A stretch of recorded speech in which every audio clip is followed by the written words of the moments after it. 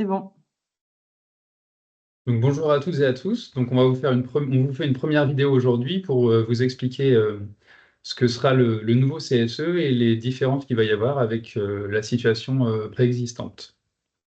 Donc, bonjour à tous. Donc, le CSE, en fait, est une évolution du Code du travail qui date de 2017, qui avait pour objectif de simplifier la représentation du personnel dans les entreprises.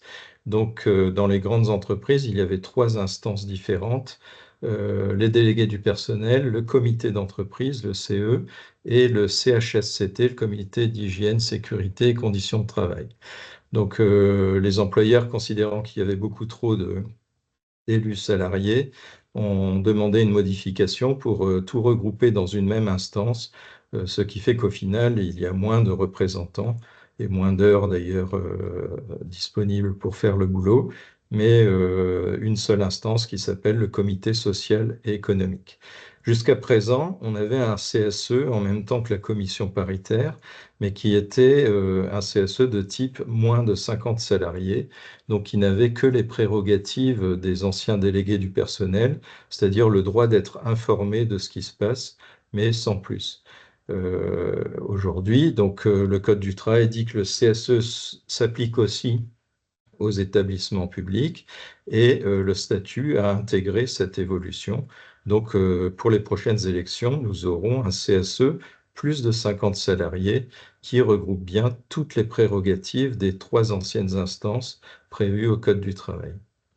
C'est un mandat de 4 ans et donc, c'est là que je change de diapo. Voilà. Donc, les missions sont principalement détaillées dans les diapos qui suivent. Ce qui est en vert, c'est ce qui est nouveau par rapport à l'ancienne situation. Donc, le CSE a une personnalité juridique. Jusqu'à présent, on n'avait pas ça. Donc, la personnalité juridique, c'est ce qui permet d'avoir un compte bancaire et de pouvoir éventuellement porter un dossier en justice. On a toujours les mêmes missions qu'avant, qui est de présenter les réclamations des salariés individuels ou collectives relatives au salaire ou à l'application des différents textes qui s'appliquent à nous. Et on a aussi la nouveauté, donc en vert, c'est la gestion des activités sociales et culturelles. Très concrètement, effectivement, c'est le CSE qui sera responsable des activités sociales et culturelles et non plus le COS. Mais nous, comme le COS fonctionne bien, notre engagement de liste CFDT, c'est de garder le COS et de lui déléguer ses activités sociales et culturelles et donc de lui déléguer le budget qui va avec. Autre mission très importante et nouvelle, c'est les consultations. Jusqu'à présent, on avait le droit d'être informé. Maintenant, on devra être consulté. C'est-à-dire, qui dit consulter, dit donner un avis en réponse. Donc, ça donne plus de poids et plus de sérieux aux missions du CSE. Après, ça reste l'employeur qui décide, hein. Donc, s'il n'est pas d'accord, il peut continuer à faire comme il l'entend. Mais le CSE a donné son avis et le cas échéant,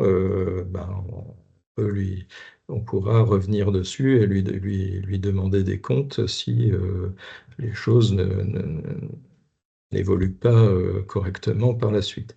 Donc, des consultations récurrentes sur les orientations stratégiques, la situation de l'entreprise économique et financière, la politique sociale de l'entreprise, et puis des consultations plus ponctuelles pour tout événement qui modifie les conditions de travail et la vie de l'entreprise.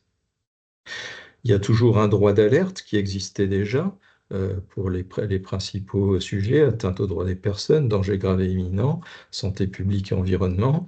La nouveauté, c'est aussi un droit d'alerte économique et social. Donc, quand on exerce ce droit d'alerte, l'employeur est obligé de déclencher une enquête et de proposer des solutions pour répondre à l'alerte qui a été donnée. Pour faire ce travail, on a un budget de fonctionnement, c'est nouveau aussi. Avant, on n'avait pas de budget du tout. Et donc, ce budget de fonctionnement est de 0,2% de la masse salariale, ce qui, à la Chambre d'agriculture, représente environ 7 000 € par an. Ce budget permet de financer des formations, de financer éventuellement le recours à une expertise extérieure. Ça peut permettre aussi de financer Qu'est-ce que je peux imaginer? Ben, l'achat de documents juridiques, ça peut, voilà, c'est le matériel nécessaire au fonctionnement du CSE. Tout ça, c'est le budget de fonctionnement et c'est bien distinct du budget des activités sociales et culturelles qui, lui, doit être au moins équivalent à ce qu'il y avait avant, donc au budget du COS, voire plus si on arrive à négocier plus. Pour faire ce travail-là, il y a 4 titulaires et 4 suppléants, et chaque titulaire bénéficie de 23 heures de délégation par mois à partager avec son suppléant. Le temps de réunion avec l'employeur n'est pas compté dans ces heures-là, c'est du temps, donc c'est du temps de travail. Et normalement, si on a besoin de temps pour faire l'émission du CSE, l'employeur doit aussi alléger notre charge de travail pour qu'on puisse le faire. Avec ça, ben, on a liberté de circulation d'entreprise, bien sûr, et puis un local, des panneaux d'affichage, un droit à la formation et un accès à l'information privilégiée, donc à la base de données économiques et sociales. Et donc, bon, éventuellement, recours à un expert et réunion avec l'employeur tous les 2 mois. Voilà. Donc c'est un nouvel enjeu pour nous, de nouveaux moyens, plus de responsabilités, mais aussi plus de pouvoir pour discuter et faire face à l'employeur, et tout ça au service des salariés. Donc, ben, merci, j'espère que vous voterez pour nous au premier tour.